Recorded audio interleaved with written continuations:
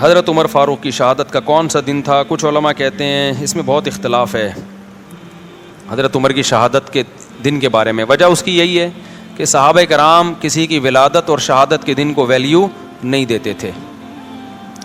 صحابہ کرام ان دلوں کو ویلیو دیتے تھے جو شریعت نے متعین کی ہیں. یہ تو ہم لوگوں نے غیر مسلموں سے طریقے سیکھے ہیں, غیر مسلموں سے طریقے سیکھے ہم لوگوں نے کہ بھائی فلاں دن بڑا ہے, فلاں دن چھوٹا ہے, فلاں فلاں پیدا ہوا تھا. اسلام میں ایسا کچھ نہیں ہے.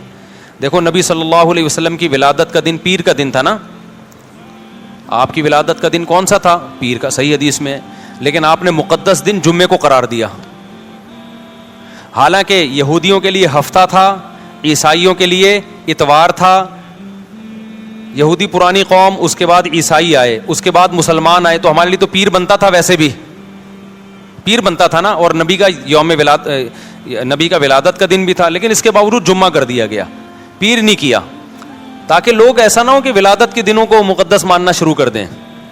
تو اسلام میں کسی کی تاریخ کا, پیدائش کا دن اور وفات کا دن کی کوئی ویلیو نہیں ہے.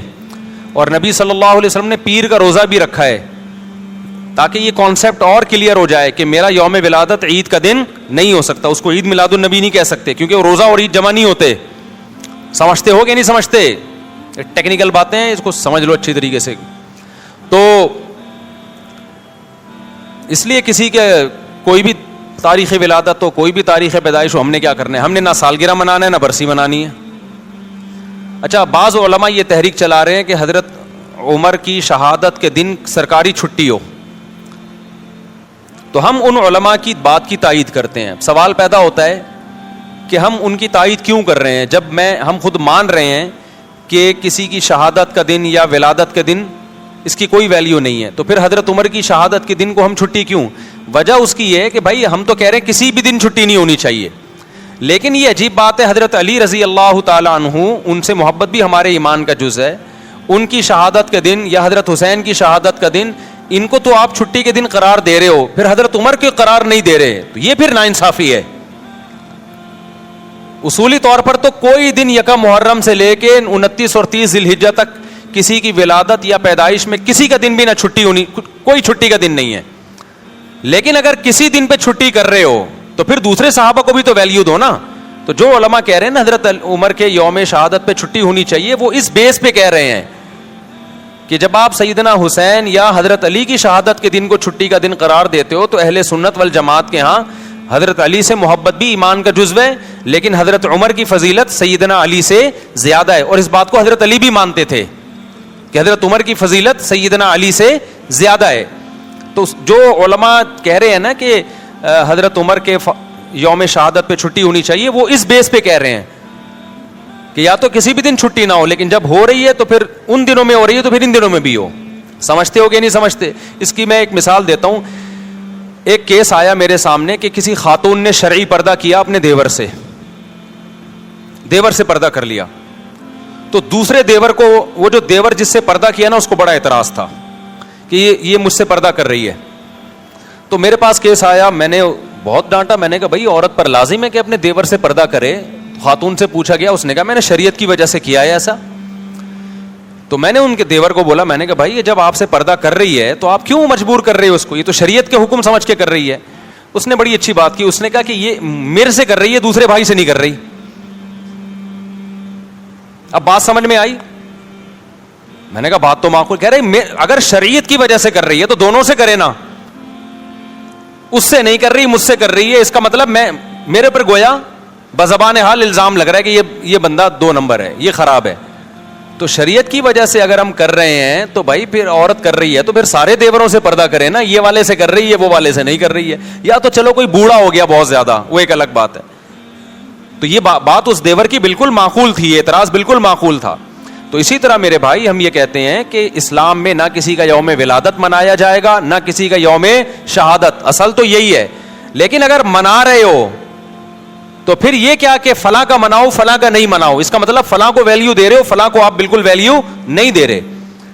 تو وہ اس بیس پر مطالبہ کرتے ہیں کہ حضرت عمر کا یوم شہادت چھٹی کا دن ہونا چاہیے. ورنہ اصولی طور پر جو میں نے مسئلہ بیان کیا, اسلام میں نہ برسی ہے نہ برتھ ڈے ہے, یوم ولادت ہے ہی نہیں. اسلام نے خود ہمیں تاریخیں بتا دی ہیں کہ ان دنوں میں تم نے یہ کام کرنے ہیں. تو اسلام نے ہمیں بتا دیا بھائی 10 محرم کا دن روزہ رکھنے کا دن ہے. 10 محرم کا دن کیا ہے؟ روزہ رکھنے کا دن ہے. یہ ایک مقدس دن ہے. اس کے بعد کیا کرنا ہے؟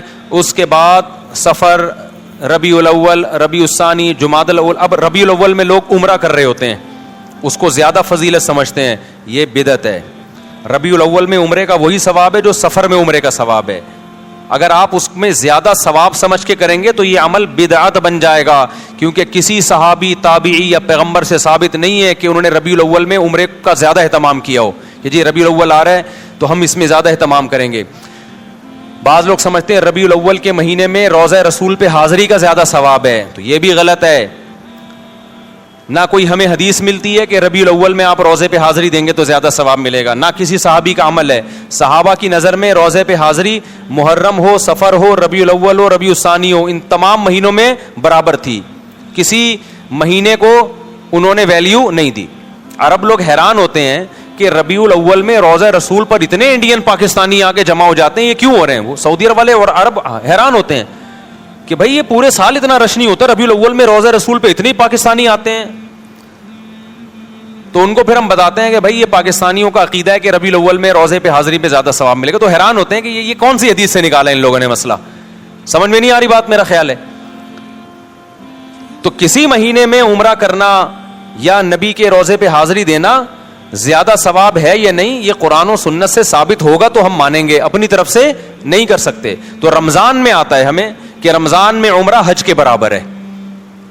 یہ بھی مبالغتاً تشبیہ دی جاتی ہے، 100% حج کے برابر نہیں ہو سکتا کیونکہ حج ہے، لیکن نبی صلی اللہ علیہ وسلم نے اس کی فضیلت کو بیان کرنے کے لیے کہ گویا حج کے برابر ہے. آگے پھر علماء کی اس پہ بحث ہے اس حدیث کا کیا مطلب ہے، ابھی میں اس میں نہیں جاتا. بتانے کا مقصد یہ کہ رمضان میں عمرہ یہ بہرحال دوسرے مہینوں سے زیادہ ثواب. تو اگر آپ رمضان میں عمرہ کر رہے ہیں، رمضان میں روزہ رسول پہ حاضری کر دے رہے ہیں اس بیس پہ کہ رمضان میں عبادت کا ثواب بڑھ جاتا ہے، تو پھر روزہ رسول پہ حاضری کا ثواب بھی بڑھے گا اور مسجد نبی میں حاضری کا ثواب بھی بڑھے گا رمضان میں. لیکن ربیع الاول، محرم، سفر یہ ثواب کے لحاظ سے ایک جیسے ہیں. سمجھتے ہو کہ نہیں سمجھتے؟ تو اس لیے جب آپ نے عمرہ کرنا ہو تو اسپیسیفک ربیع الاول کا انتظار نہ کیا کریں.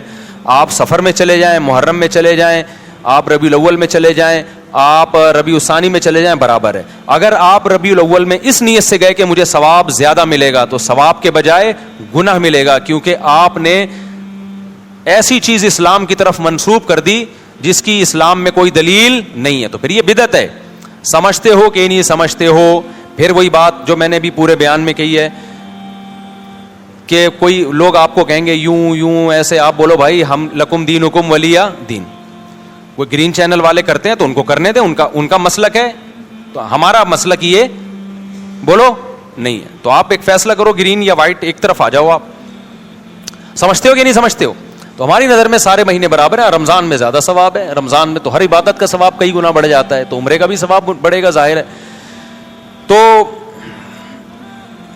تو یہ برسی نہیں ہے اسلام میں، نہ یوم ولادت ہے یا نہ یوم وفات ہے. ہاں تو اسلام نے کیا کیا کہ رمضان کا مہینہ رکھا، ربیع الاول کا نہیں رکھا، ربیع الثانی کا نہیں رکھا، جمادی الاولی، جمادی الثانی، رجب، شعبان، رمضان کا پھر مقدس مہینہ. پھر اسلام نے ہمیں یکم شوال کا مقدس دن قرار دیا، وہ عید کا دن ہے، وہ بھی نہ کسی کی ولادت نہ کسی کی وفات. پھر 10 ذی الحجہ بقرعید کا دن ہے، وہ بھی نہ کسی کی ولادت نہ کسی کی وفات، وہ ابراہیم علیہ السلام کی قربانی کا دن ہے. پھر یکم محرم اسلامی سال کی ابتدا ہو رہی ہے اور سال تبدیل ہو رہا ہے، تو اسلامی سن ہجری کی ابتدا بھی ولادت سے نہیں رکھی بلکہ نبی کے ہجرت کے دن سے رکھی ہے، جس دن آپ نے قربانی دی، کوئی عمل کیا. سمجھتے ہو گے نہیں سمجھتے؟ تو جو آپ صلی اللہ علیہ وسلم نے عمل کیا نا، ہجرت کی، اس کو پہلا سال اسلامی قرار دیا گیا ہے تاکہ جب وہ آئے تو ایک موٹیویشن ملے کہ بھائی قربانی ہے، قربانی دی تھی نبی صلی اللہ علیہ وسلم نے. تو اسلام میں نہیں ہے بھائی یہ ولادت اور وفات کے دن.